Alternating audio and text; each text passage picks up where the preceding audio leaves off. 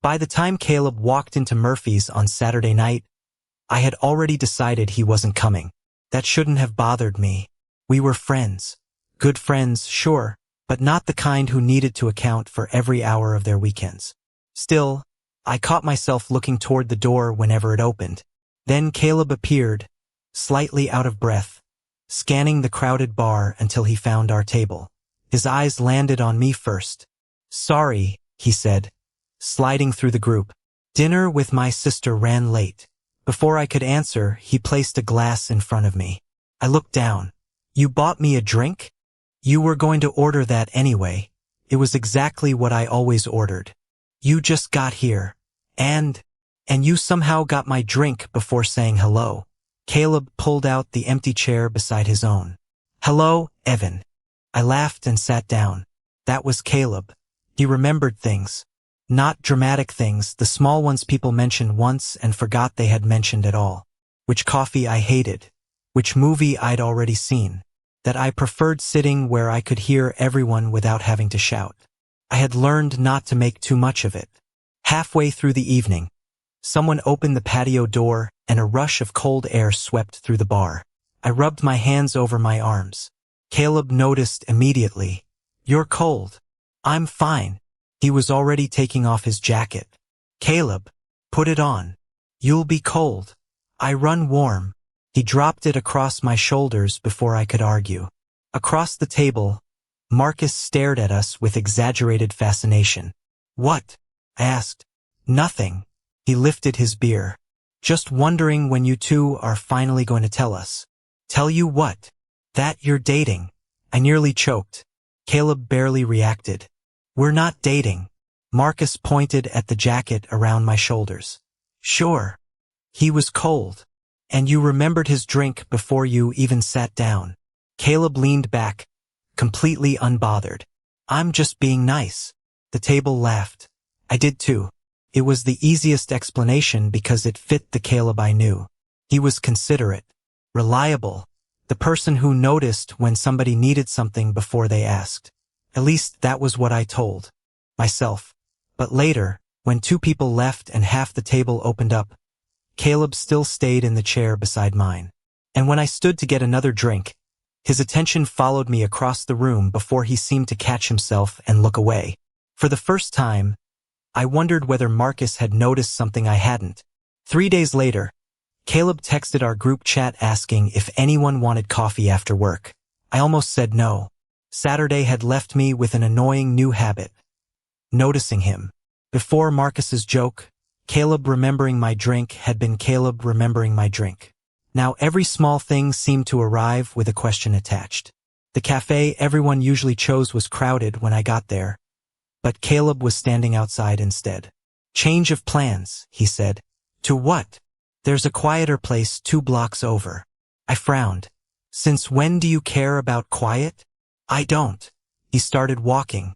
The answer came when we reached the other cafe. It had actual tables instead of narrow stools and enough space that I didn't have to spend an hour shouting over music. "You changed cafes because I complained about the other one last month." Caleb opened the door for me. "You complain about a lot of things. That's not a denial." He smiled. "Go inside, Evan." The others arrived gradually. Ryan came with Marcus, and I recognized him from a couple of previous group gatherings without ever having spoken to him for more than a minute. This time, he took the chair across from me. Ryan was easy to talk to, funny without trying too hard, interested without turning every question into an interview. Somewhere between coffee and everyone arguing about weekend plans, he asked what I did when I wasn't being dragged around by our friends. "I'm not dragged anywhere." Caleb looked up from his cup. "That is objectively false." Ryan laughed. "So he organizes your social life?" "Apparently. I keep him from becoming a hermit," Caleb said. "I went out Saturday. With me." The words came quickly enough that I looked at him. Caleb seemed not to notice anything unusual about them. Ryan did. His eyes moved between us for half a second before he smiled at me again. When the group finally broke up, Marcus and Ryan headed toward the train station. The others peeled away in different directions until Caleb and I were the only ones left outside. "You don't have to walk with me," I said. "I know. My place is the opposite direction from yours. I know that too." "Then why are you coming?" Caleb shoved his hands into his coat pockets. "Because it's late. It's 9:30. Still late." I stopped on the sidewalk. He took 2 more steps before turning around. "What?" I studied him, remembering Saturday. The drink, the jacket, the empty chairs he had ignored. "Are you this nice to everyone?" His expression shifted into amusement. "What kind of question is that?" "A straightforward one. You want me to say I'm secretly terrible to everyone else?" "That would actually clarify things." Caleb laughed and came back toward me. "You're weird tonight." Maybe I was. Or maybe I had finally started looking at something that had always been there. My phone buzzed after I got home. Ryan. He said he'd enjoyed talking to me and asked if I wanted to get coffee sometime without the entire group. I read the message twice. Then another notification appeared. "Caleb. Home?" 1 word. Nothing romantic about it. Nothing unusual. Except I suddenly couldn't remember him asking anyone else. Ryan and I hadn't actually gone for coffee yet, but by trivia night the following week, he had apparently decided he didn't need to wait for a date to make his interest obvious. He arrived after me, spotted the empty chair at my side, and took it. "Saved this for me?" "I saved it for whoever got here before Marcus." "Good enough." Across the table, Caleb looked up. It lasted maybe a second. His eyes went from Ryan to the chair, then to me, before dropping back to the answer sheet in front of him. I probably wouldn't have noticed a week earlier. Now I noticed everything. Ryan was terrible at trivia but excellent at making confident guesses, which meant I spent most of the first round laughing while Caleb repeatedly crossed out his answers. "You know," Ryan said, "there's something deeply controlling about refusing to let democracy decide. Democracy gave us your answer for the capital of Australia," Caleb said. Ryan leaned closer to me. "See? Hostile. You wrote Sydney." I was emotionally correct. I laughed again. Caleb tapped his pen against the table. "Evan, help me with this one. You have 6 other people. I'm asking you." There it was again. Preference. I moved closer to read the question, aware of Ryan's shoulder against mine on the other side. Caleb's gaze flicked toward it. He stopped tapping the pen. During the next round, Ryan offered to get me another drink. Before I could answer, Caleb said, "He doesn't want another one yet." I turned toward him. "Do I not?" Caleb paused. "You usually wait." Ryan raised his eyebrows. "I can order my own drinks," I said. "I know." "Good." Something tightened between us. Later, when Ryan went to the bar, Caleb leaned toward me. "So you two are talking now?" "We've been talking all night." "You know what I mean." I did, which irritated me more than it should have. "He asked me out." Caleb's expression went still. "When?" "After coffee last week." "And you said yes?" "I haven't answered yet." "Why not?" I stared at him. "Why do you care?" "I'm asking." "That's not an answer." Caleb glanced toward the bar, where Ryan was waiting for our drinks. "How well do you know him?" "Not very." "Exactly. So maybe know him before you go out with him." A laugh escaped me, but there was no humor in it. "Are you screening my dates now?" "No. I'm making sure he's good enough." "For what?" Caleb opened his mouth, then stopped. For one strange second, neither of us moved. Then Ryan returned, placing my glass in front of me. Caleb leaned back. The moment vanished, but I couldn't dismiss it anymore. Caleb hadn't looked concerned when Ryan sat beside me. He had looked displaced. And when Ryan made me laugh again, I saw Caleb watching us instead of the trivia screen. I pulled out my phone beneath the table and opened Ryan's message. "Coffee sometime without the entire group?" I typed before I could reconsider it. "Yeah, I'd like that." Ryan's phone buzzed beside me. He checked it, then looked over with a smile. Across the table, Caleb saw that too. For once, I didn't explain his expression away. By Friday I had Managed to convince myself that trivia night had been weird only because I was paying too much attention. Then Ryan showed up at Marcus's birthday gathering and walked straight toward me. You came. You sound surprised. I wasn't sure this was your kind of thing. Ryan glanced around the crowded room. It isn't. You are. There was no clever way to misunderstand that. I smiled despite myself. That was smooth. I practiced in the car. Someone called Ryan's name from across the room, but before he answered, I caught movement near the kitchen. Caleb was watching us. The moment our eyes met, he looked away. For the next half hour, he barely spoke to me. That should have been a relief. Instead, his absence felt almost as noticeable as his attention had. Ryan stayed close. He brought me into conversations when I went quiet, remembered something I told him at trivia, and made his interest clear without making it feel like pressure. Then Caleb suddenly appeared beside us. Evan. Marcus needs help with the drinks. I looked toward Marcus. He was laughing with 3 people and very clearly did not need me. Does he? Caleb followed my gaze. He did a minute ago. Ryan's mouth twitched. I went anyway. 10 minutes later, Ryan found me again. Caleb interrupted to ask whether I had seen his phone. It was in his hand. I stared at it. He looked down. Never mind. By the 3rd interruption, irritation had replaced confusion. I waited until Caleb headed toward the hallway, then followed him. Okay, what are you doing? He turned. What? With Ryan. I'm not doing anything. You've interrupted us 3 times. Marcus needed help. No, he didn't. Caleb folded his arms. Ryan barely knows anyone here. He came because I invited him. That landed harder than I expected. Caleb's jaw tightened. You invited him? Yes. Why? I actually laughed. Why do you think? His eyes shifted past me toward the room. Evan, you barely know him. We covered this at trivia. I'm just saying you should be careful. No. You're finding excuses to pull me away from him. That's ridiculous. Then tell me what this is. He said nothing. The question I had been avoiding all week finally came out. Are you jealous? Caleb looked directly at me. No, too fast. I waited. He exhaled and rubbed the back of his neck. I'm concerned. Ryan's new to the group. You don't know what he wants. I know exactly what he wants. He told me. Something changed in Caleb's face before he controlled it. And that bothers you, I said. No. Then stop acting like it does. For a moment, I thought he might finally say something honest. Instead, he stepped back. Fine. Fine. You want me to stay out of it? I'll stay out of it. He walked past me before I could answer.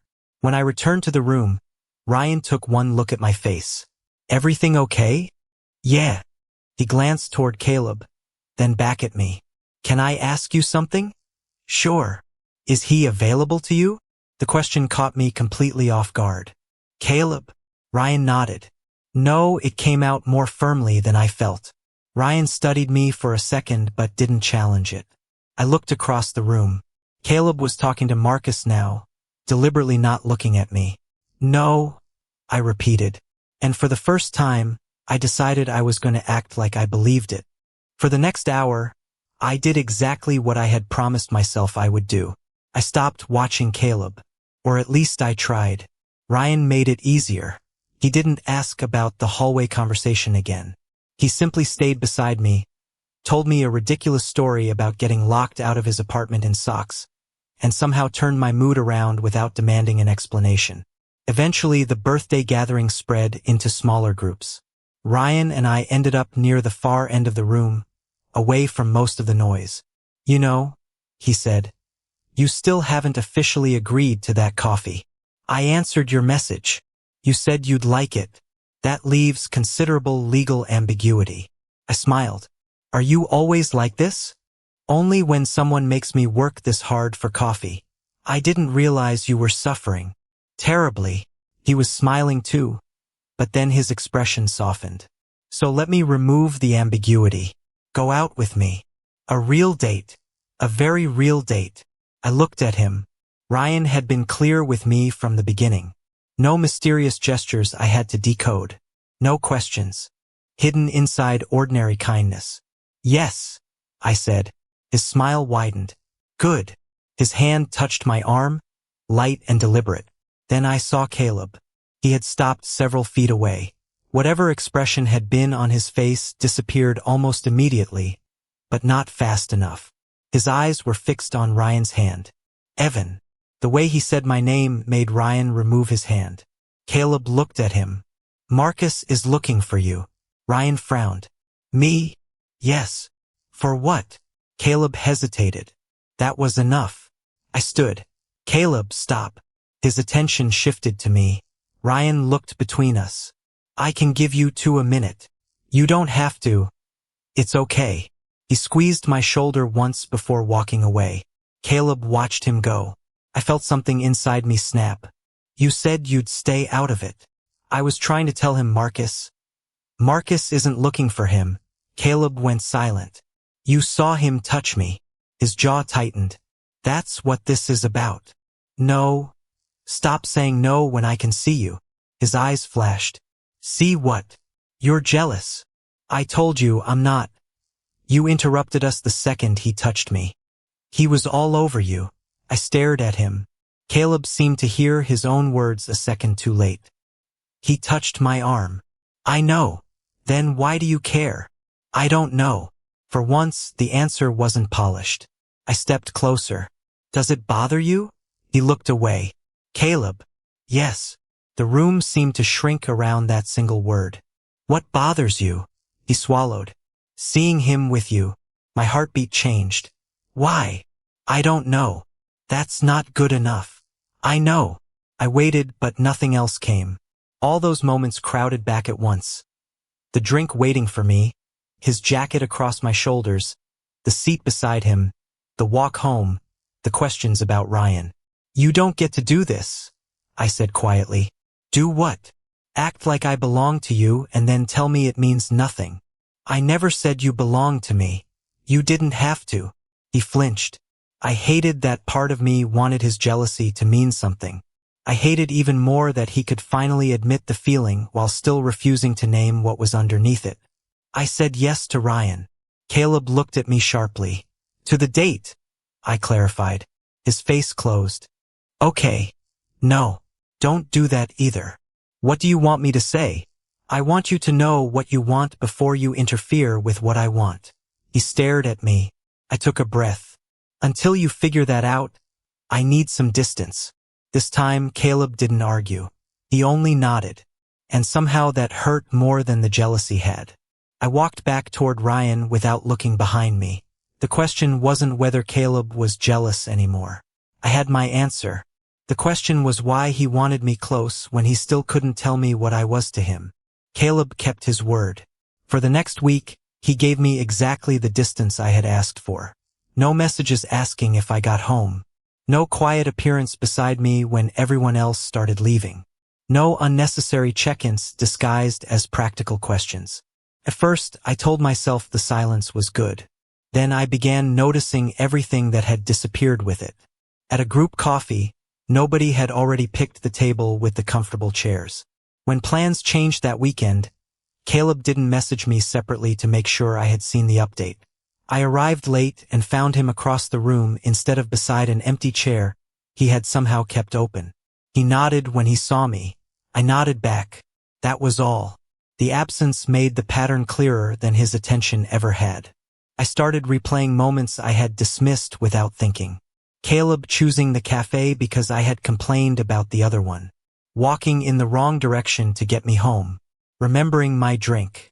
Watching for whether I was cold. I had called all of it kindness because kindness asked nothing from me. Preference was different. Marcus dropped into the chair beside me while I was waiting for coffee one afternoon. You two fighting? No, he looked across the cafe toward Caleb. Could have fooled me. I asked for space. Marcus's expression shifted. Ah, I looked at him. What does that mean? Nothing. Marcus. He sighed. I'm not getting involved. You already are. He hesitated before saying, I just always assumed you knew he did things differently when you were involved.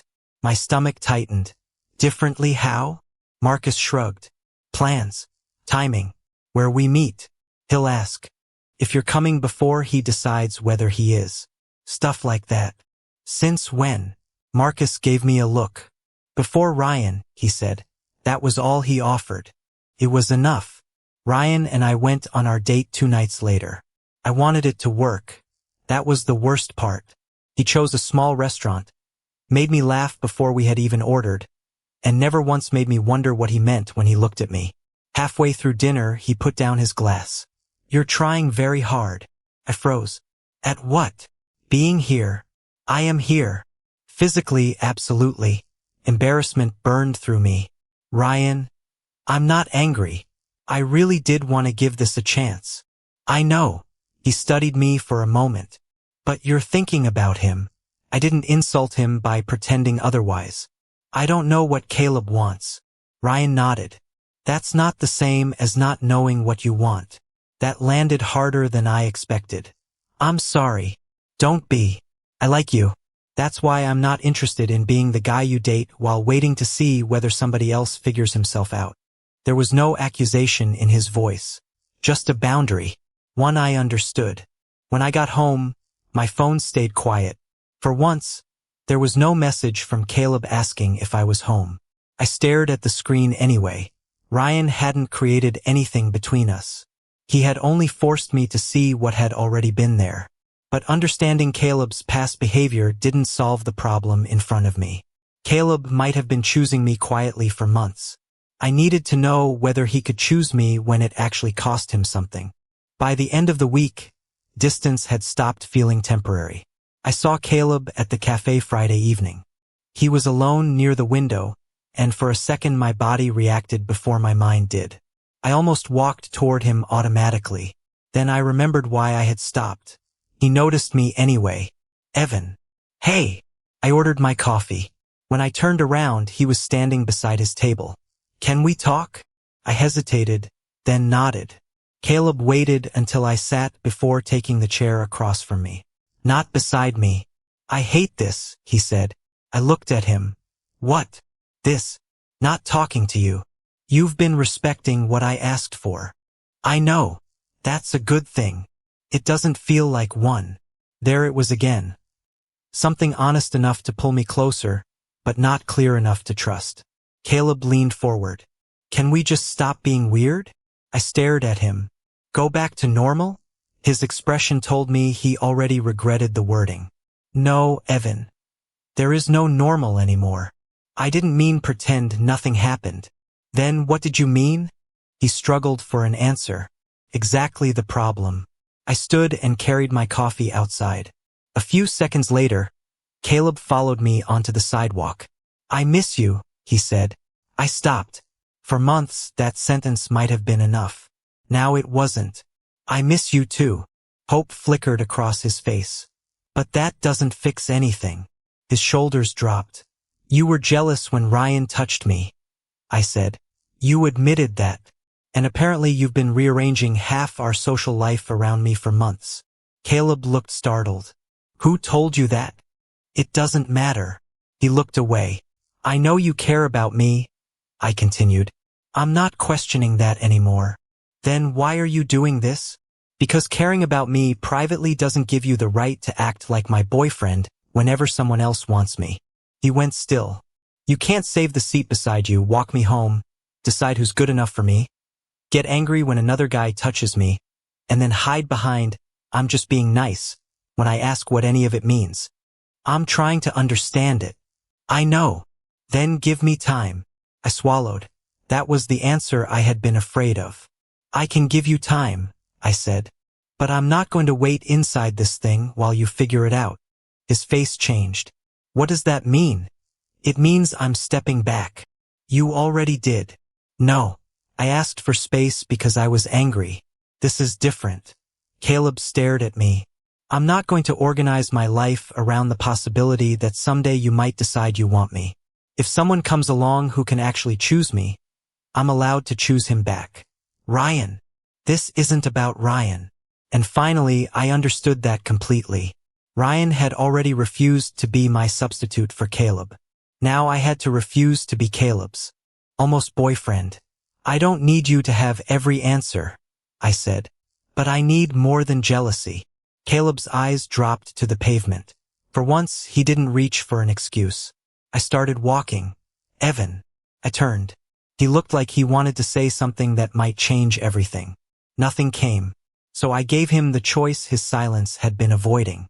You know where I am, I said. But the next move can't be another nice thing. Then I left him standing there. For the first time since I had known Caleb, losing me was no longer something he could prevent by simply staying close. The next time I saw Caleb was at Murphy's. Same crowded Saturday night room. Same long table near the back. For once, nobody had saved me a seat. I told myself I preferred it that way. I was halfway through a conversation with Marcus when Caleb walked in. My attention found him before I could stop it. He saw me almost immediately. Then he came straight toward me. No drink in his hand. No jacket to offer. No invented problem requiring my help. Can we talk? Marcus looked between us and quietly turned back to the others. I stood. Caleb didn't lead me somewhere private. He stayed near the edge of the room, far enough from everyone that we didn't have an audience, but not hidden either. You said the next move couldn't be another nice thing, he said. I did. I've spent the entire week trying to come up with the right thing to say. My stomach tightened. And there isn't one. I waited. Caleb looked nervous in a way I had never seen before. I kept thinking I needed to understand everything before I talked to you. Why I started doing all those things. When it changed. What exactly I'm supposed to call every part of it. He exhaled. But I know something simpler. What? I was choosing you. The noise of the bar seemed to fade. Before Ryan, he continued. Before trivia. Before Marcus started making jokes. I was choosing where we went because you'd be more comfortable. I was waiting because I wanted more time with you. I saved the seat because I wanted you beside me. I didn't speak. And I kept calling it being nice because that meant I didn't have to ask myself why I cared. Whether you chose me back. Caleb? Then Ryan did. His jaw tightened briefly. He could ask you out. He could touch you. He could tell you exactly what he wanted. And I was standing there acting like I had some right to be angry about it. You didn't. I know. That mattered more than I expected. I was jealous because I wanted what he was willing to ask for, Caleb said. And I was scared because if you chose him, I couldn't keep pretending what I felt was harmless. He stepped closer, but stopped before touching me. I don't have every answer yet, Evan. My chest tightened. But I'm done using that as an excuse. His eyes stayed on mine. I want you, not as the person I automatically sit beside. Not as the friend I get to treat like something more whenever it feels safe. I want to date you. For real. I could hear my heartbeat. And if I say no? His expression hurt, but he didn't look away. Then I live with it. And I stop acting like caring about you gives me a claim on you. There it was. Not jealousy. Choice. I stepped closer. I needed you to choose me when I could actually say no. I know. And you don't get to become possessive every time someone looks at me. A nervous laugh escaped him. Understood. And if you're confused, you tell me. You don't punish me for not reading your mind. I can do that. I studied him for another second. Then I smiled. Okay. Caleb blinked. Okay. Ask me properly. Something in his face opened. Evan, will you go on a date with me? Yes. His laugh came out almost breathless. Neither of us moved for a moment. Then Caleb looked at my mouth and back at my eyes. Can I kiss you? I nodded. His hand came carefully to my jaw, giving me every chance to change my mind. I didn't. When he kissed me, there was nothing ambiguous about it. No joke. No convenient explanation. No kindness I could deliberately misunderstand. When we pulled apart, Caleb rested his forehead briefly against mine. So, I whispered, still just being nice? He laughed. No, for the first time, he didn't need somewhere safer to hide. And for the first time, neither did I. A few weeks later, I walked into Murphy's and found a glass waiting at my usual place. Caleb was sitting beside the empty chair. I stopped in front of him. He looked up. "What? You saved me a seat." "Yes. And bought my drink. You were going to order it anyway." I laughed because he said it exactly the way he had the first time. Only now there was no question attached to it. I sat down, and Caleb's hand found mine beneath the edge of the table. The gesture was small, almost invisible to everyone else, but he didn't let go when Marcus noticed and gave us a look from across the room. "Finally," Marcus said. Caleb rolled his eyes. I smiled. Dating him hadn't magically turned Caleb into someone who explained every feeling the moment he had it. He was still learning to say things he had spent months expressing through actions instead. The difference was that now he said them eventually, and I no longer had to pretend I didn't understand the actions while I waited. When someone suggested moving to another place later, Caleb glanced at me before answering. "You okay staying here?" "I'm fine. You sure?" I leaned closer. "You know, you're being very nice tonight." He caught the callback immediately. His mouth curved into a smile. "Am I? You remembered my drink. Saved my seat. Checked whether I wanted to leave. That does sound suspicious." "Extremely." Caleb squeezed my hand. Then he leaned close enough that only I could hear him. "You know exactly why I'm doing it now." I did. That was the strange part. Nothing about Caleb's behavior had needed to change dramatically for everything between us to become different. The drink was still just a drink. The chair was still just a chair. The difference was that Caleb had finally chosen to put meaning behind the things he had been doing all along, and trusted me enough to let me see it. I turned my hand beneath the table and threaded my fingers through his.